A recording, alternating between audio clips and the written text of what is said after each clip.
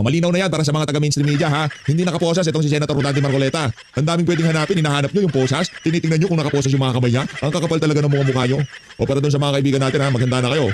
Dahil papasyalan natin itong si Sendante. Magpapakita tayo ng suporta sa kanya. Huwag mo natin bitawan tong issue na to. May dahilan kung bakit Lunes nila ilinabas yung warrant na yan. Hindi kasi pwedeng Friday kasi Friday buong weekend yan ang pinag-uusapan natin. At least nasa utak ng mga siraulot mga adik, Lunes na lang para kahit paano matabunan ng impeachment ni VP Sara, di ba? Di ba ang gagaling nila pagdating sa kalokohan? Pero bago ho yan, isang like at isang subscribe. Masaya na ho tayo dyan at sa mga gusto sumali sa ating community, yung join button nandiyan lang ho sa baba. At dito rin ho sa video na to habang hinahantay natin itong si Senator Rodante Marcoleta. Mamaya papasadahan ho natin itong si Anticlear. Unahin na ho muna natin ang pag-wave nitong si Senator Rodante Marcoleta sa kanyang mga fans dyan sa mainstream media. Ganda ng wave ni Sendante. Pag ganyan lang siya. Pag ganun lang. Ito. Walang nga kasi kayo ito. Posas, hinahanap, posas. Tignan nyo naman kasi siraulo itong mga mainstream media na to. Walang posas yan, di ba? Ginanyan pa kayo. Ano posas? Walang posas. Di ba? Sinasabi ko sa inyo. Pahiya na naman yung mga mainstream media dito. Sinasabi ko sa iyo, pa-fly kiss lang kayo ni Sendante. Ha? Yan sinasabi ko sa inyo. Dito muna tayo kay PNP Chief Nartates. Game. Yung kagat.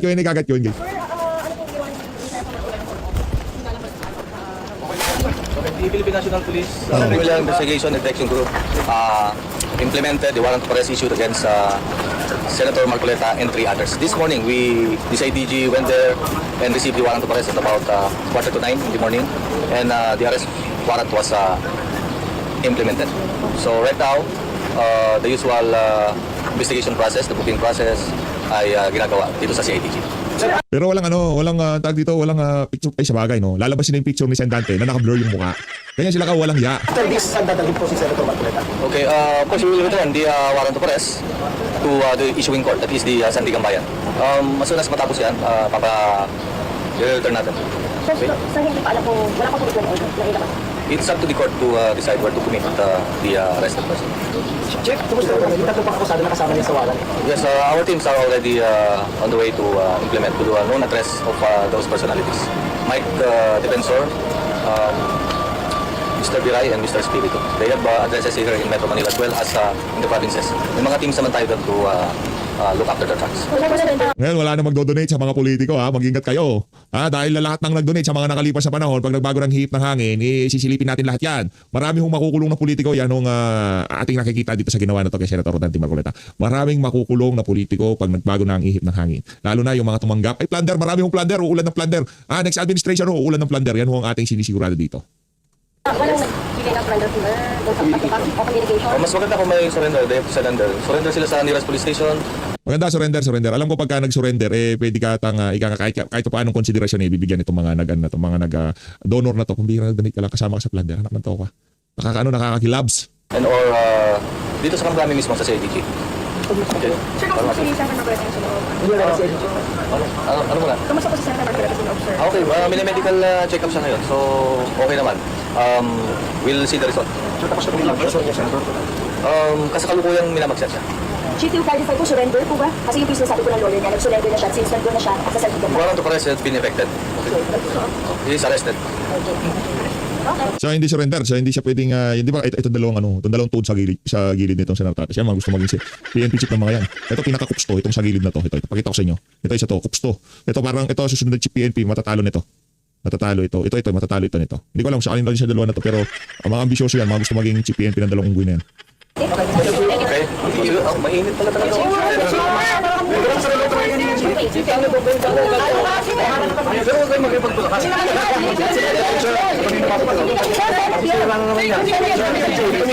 Ayaw mo pasukin yung mga yan, Chief PNP Nartates.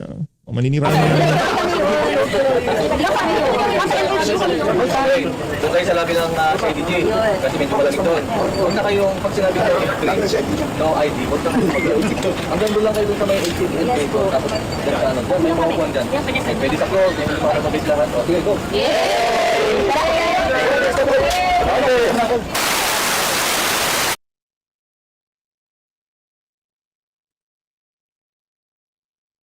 Ayan na, si Anticlear muna tayo habang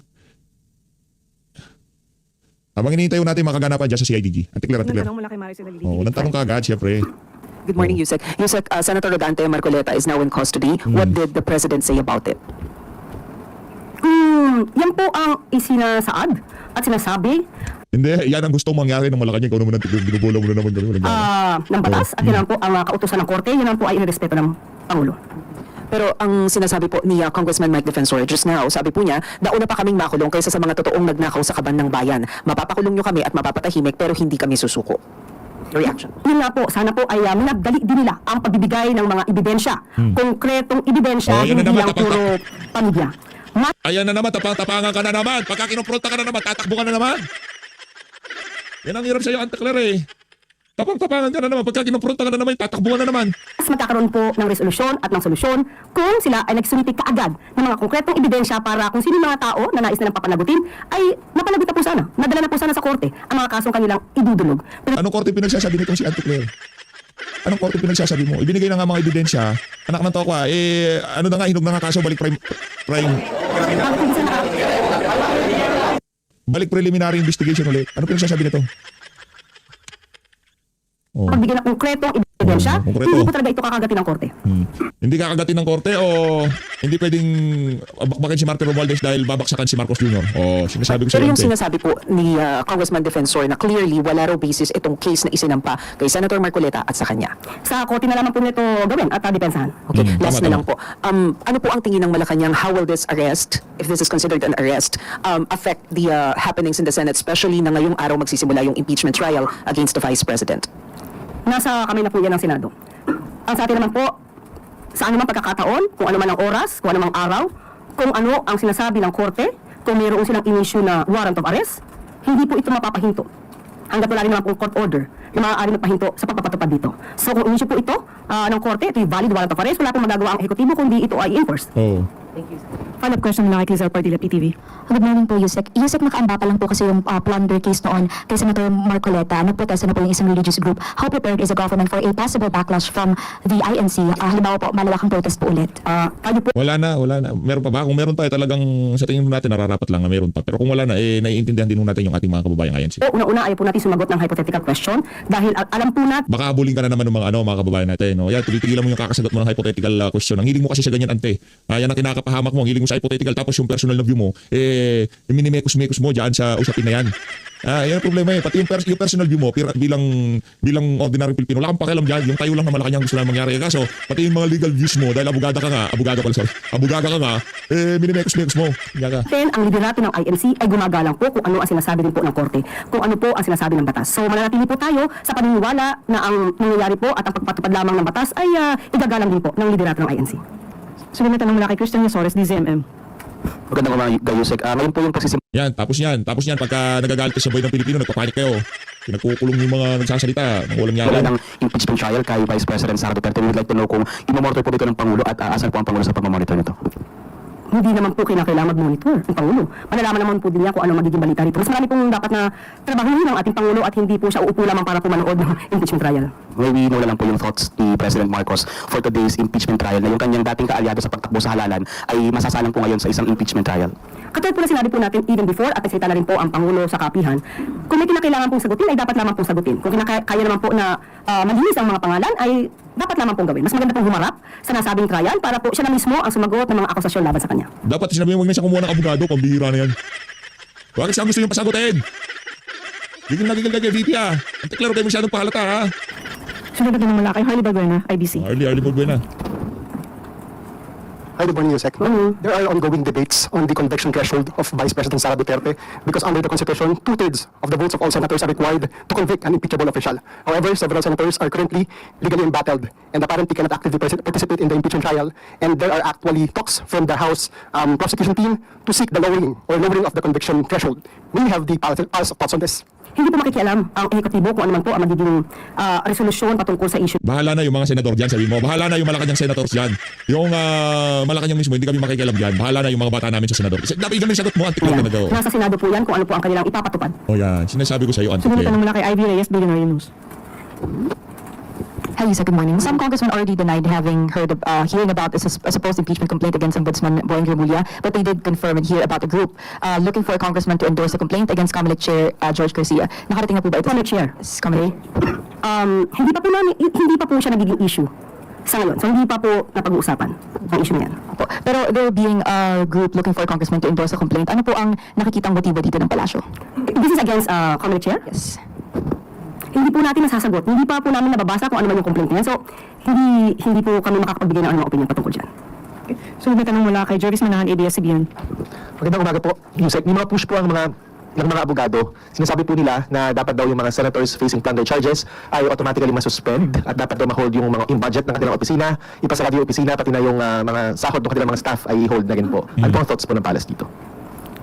Yan din po ang nasa kamay po ng Senado kung ano po ang kanilang ipatutupad. Masyado kasi bida-bida yung mga Malacanang press corps. Yung mga Malacanang press cartel. Siguro maraming nagiging mariwasahan na buhay ng mga reporter ngayon dyan. Kaya lahat na lang gusto magpasiklab kay Auntie Claire. Kaya pati yung mga tanong na wala na sa script, itinatanong nila para lamang makipagchismisan dito kay Auntie. Kung wala po talagang maaaring trabaho sa nasabing opisina, Kasi wala silang pakialam pero magkokomento siya. Si Raulo ka ba? Sinabi mo na kanina hindi makikialam tapos magsasalita ka. it would really be unfair kung Kasi yan ang problema. Sasabihin mo, ang banat mo ganito. Hindi makikialam ang Senado. Sila ang bahala dyan. Tapos bigla ka sasagot na it would be unfair. kasweldohan kung wala naman nagiging trabaho. But still, ang desisyon na po na yan ay magmumula po sa Senado. Hindi po ito hahadlangan o pakikialaman ng ehekutibo. Ano lang po kasi base dun sa plunder law, hindi po ba nakalagay na dapat automatically suspended ang isang senator na arrested for plunder? Tama po ba, ma'am? Dapat po ganon. Dapat po ganon. But still, sabi nga po natin, ito po ay nasa kamay ng Senado dahil marami rin po talaga maapektuhan ng mga empleyado. But sabi nga po natin, kung wala naman nagtatrabaho, talagang maaari na masayang ang pondo. And at the same time, kung ganito kasi talaga magiging effect. Hindi, kagaya nitong si Jingo Estrada, pinahold na nga yung sahod niya. Yung mga ganyang klaseng argumento, para ka na lang, papapogi, nagpapabagawan, yung reporter, nagpapa-tweetums kay Auntie Claire, ha? Gusto niyang bida-bida, tawag ko dyan, bida-bida, to the max, bida-bida to the max. Ito, yung mga tauhan mismo, ang maaari makapagpigil doon sa kanilang mga senador o yung mga congressman na kanilang nagsisilbihan na huwag masangkot sa mga ganitong klaseng mga issue ng korupsyon para hindi din sila maapektuhan. But still, sabi nga natin, ang anumang decision dito ay mabumula sa Senado.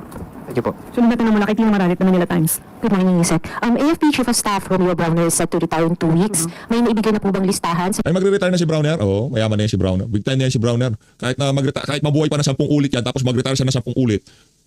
Mayaman na mayaman yan. On the possible candidates for his replacement. Sa ngayon, wala pa po na ipapaabot sa atin. So, wala pa po ako mabibigay sa inyo kung meron ng ganung impormasyon. Ano po kaya yung mga non-negotiable qualities of an AFP chief ang hinahanap ng Pangulo?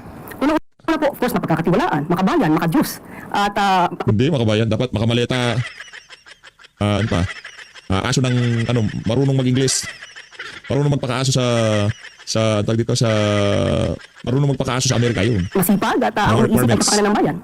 Ano na topic po? Last week, DILG Secretary John Vic Remulla requested the National Police Commission to extend the service of Police Brigadier General Hansel Marantan, who is set to retire on July 10. Naipaabot na po ba ang request na ito sa Pangulo, given that under the law, an official may be extended in service upon the discretion of the President? Tignan po natin at tignan na naman po natin muli kung ano ang magiging pahayag ng Pangulo patungkol po dyan. Ayaw ko pong pangunahan dahil sa kanya po magagaling kung magkakaroon po na extension o i-grant yung request or ipuproceed na lang na magkaroon ng panibagong liderato. Salamat po. Sunod na tanong mula kay Alvin Baltasar, Radyo Pilipinas.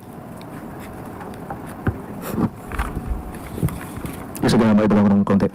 Expected po na papasok sa Philippine Area of Responsibility yung Super Typhoon either bukas or Wednesday. Meron na po bang directive dito si Pangulong Marcos? Yeah. Nakausap po mismo natin at humingi po tayo. Dapat pagkaganyan yung mga ganyang klaseng tanong, tinatanong sa Malacanang Press Cartel, mga bagyo, kasi delikado yan. Ng komento mula sa NDRRMC at ito po ang mga ipinag-utos. Unang-una, conduct pre-disaster risk assessment scenarios and keep NDRRMC and RDRRMC response clusters on standby. Robust and widest alert warning. Ayan. Pagka robust pinag-uusapan, sa tingin ko ang sasalansan dyan is si Erwin at saka si Rapi Tulfo. Endorser yun. And information campaign across all channels and platforms. Yan, Implement preemptive evacuations in high-risk areas. Yan. Secure safe evacuation Huwag mag-epala, Auntie Claire ha, marami nakabang sa labas, mahirap na ha, dangerous. centers and set up livestock equipment zones. Preposition rescue teams relieve goods and essential supplies, including special needs, and identify alternate routes. Enforce sea travel bans and inspect critical infrastructure, and provide early assistance to vulnerable sectors and monitor public health risk like flood-related diseases. So ito naman po ay whole of government approach. So lahat po ng ahensya na involved, kailangan pong kumilos. Yan po ang utos ng Pangulo. Yusek, babalikan ko lang yung yung naging foreign trip sa Canada, yung experience niyo doon sa Yeah, Canada. Kasi may mga nababasa sa social media na mayroon allegedly mga efforts na i-deport daw yung mga na-involved doon sa tawagin na lang nating nag-confront sa inyo. Base doon sa pagkipag-ugnayan sa DFA kung meron man, totoo po ba yung magkakaroon ng deportation dito sa mga involved? Nung nangyari po kasi ito, hindi po ako nagsumbong. Hindi ko po agad ito pinaalam.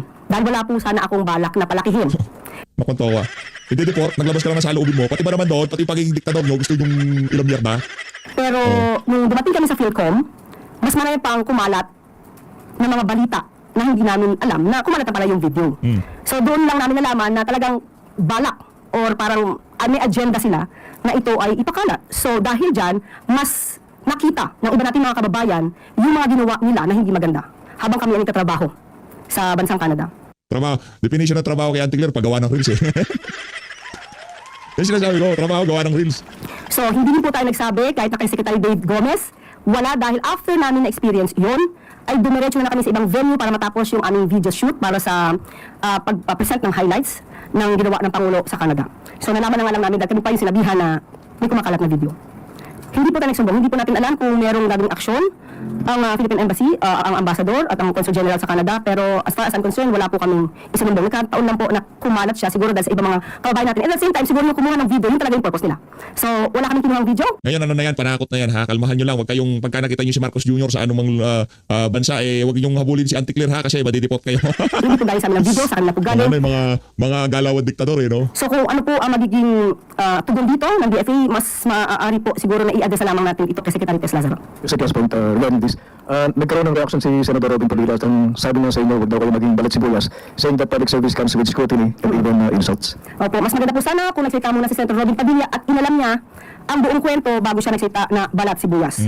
Una-una, katulad sinabi ko kanina, hindi po kami ang nagpakalat ng video. Wala po kaming balak na ito ay palakihin.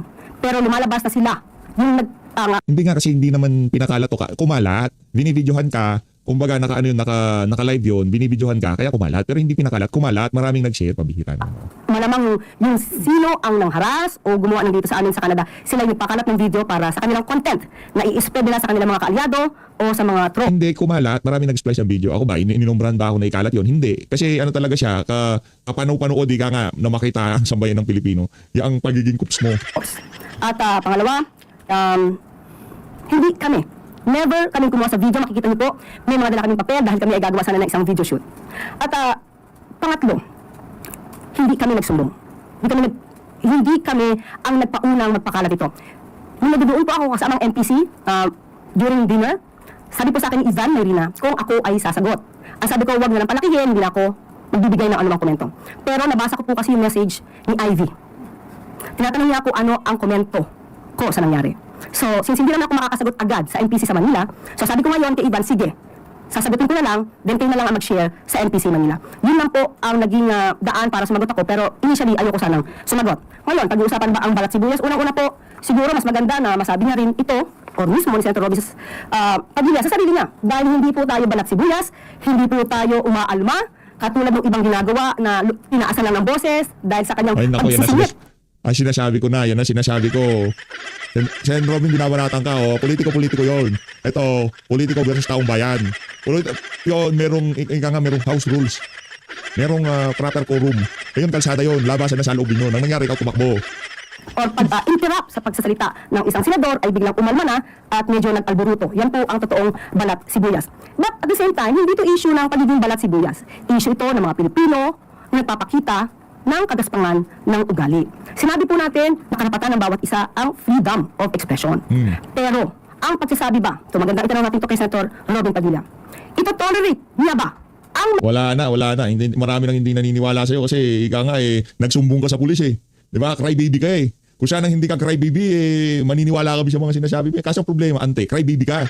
mga kapwa niya Pilipino o maybe kaalyado niya o ang naratibo katulad ng kanyang mga kaalyado. Yun nga, crybaby ka Ang nga. mga salitang, mamatay ka na sana. Sinabi ba sa'yo yun? Pasok doon lang yung pagiging kups mo kaya ginanon ka. Kaya ang pagmumura na PI, Oh. hindi isang beses, hindi dalawang beses, Oh, pinaulanan ka ba? Anong feeling? Babalitaan lang pala tayo nitong si Auntie Claire kung ano yung kanyang mga naramdaman noong mga tagpong kinonfronta siya ng sambayan ng Pilipino diyan sa Canada Ayos yun. tolerate na ba yan? Kasi pag tinolerate natin yan, ang masasabi ng mga kabataan ngayon, tama lang palang magmura Oh. at magdasal ng kamatayan ng iba. Hindi, yung ano yun, due to frustration, ika nga. Ika nga, parang buwisit na yung ating mga kababayan. Pero yun ba ika nga talagang ilinabas lang nila yun dahil sa wala lang. Yun ang ika nga representasyon ng damdamin ng mga Pilipino ngayong mga panahon na ito. Ngayon, kung nasaktan ka dahil binigyan ka ng isa ng mga kababayan natin OFW o mga kababayan natin nakabase na diyan sa Canada, huwag masyadong bala sibuyas. Okay? Kaya ba, hindi niya man lang pinagsasabihan o hindi man lang niya inalarmahan ang Vice Presidente nung ito ay nagmura. Minura ng Pambira, ikaw minura. Kinulaw kasi ni Senator Robin Padilla. Tapos ngayon, kinonekta mo kay VP Sara. Palakpakan natin na si Auntie Claire. Palakpakan natin. Kakaiba ho talaga itong auntie na to. Sa lahat ng auntie, ito yung nakakabuisit. minura ang Pangulo natin Oo. at pinagbantaan pa ng buhay. Yan. Yan ba ay natotolerate ni Senator Robin Padilla para sabihin na balat sibuyas ang isang tao? Yan. At Parang nakikita ko na si Senator Robin habang pinapanood niya to. Natatawa lang siya. Talagang ating Auntie Claire. Alam niyo po mga kababayan, kung wala si Auntie Claire sa Pilipinas, kung wala ito, kung hindi ito ang ginawang tagapagsalita ng Malacanang, ano ho tayo, napakalungkot ho ng bansa natin ngayong mga panahon na to. Kaya lang naman sumasaya ang Pilipinas kasi nandiyan si Auntie Claire. Kaya para sa mga kababayan nating OFW, huwag na ho kayong magalit kay Auntie Claire. Huwag na ho tumaasan yung mga high blood pressure sa kanya. Ano lang yan, kung baga lumilipas lahat yan, pagdating ng panahon, yung galit nyo yan, mapapalitan ng awa, di ba? Mapapalitan ng awa yan dahil pati ho yan, marami siyang pananagutan. I-balance nyo na lang ho mga kababayan. Kung galit na galit kayo kay Auntie Claire ngayon, darating ang panahon, mahaawa naman ho kayo sa kanya. Kaya ano nyo na lang, wag nyo na lang kung ipanalangin na kung ano mang kasamaan itong si Auntie, di ba? Ano lang naman yan, lumilipas ulat ng bagay, okay? Yung kaangasan niya na yan, meron ho siyang kalalagyan. Ramdam ko sama ng loob ng ating mga kababayan. Ramdam ko ang galit nila dito sa Auntie Claire na to, ha? Pero wag niyo nang ipanalangin na sana mamatay na siya. Wag ganun. At meron pa po akong nabasa kung tama ang aking pagkakabasa sa isang post ng SMNI News Online. Uy, kinute yung SMNI News Online, pambira, saludo ha. Isa sa pinakamapagkakatiwalaang network ngayong mga panahon na to. Okay, ano, SMNI Online. Ito ang sinabi daw ni Senator Robin Padilla. Yeah. Pinili natin ang trabahong ito, kaya tanggapin natin lahat ang pag-aalipusta.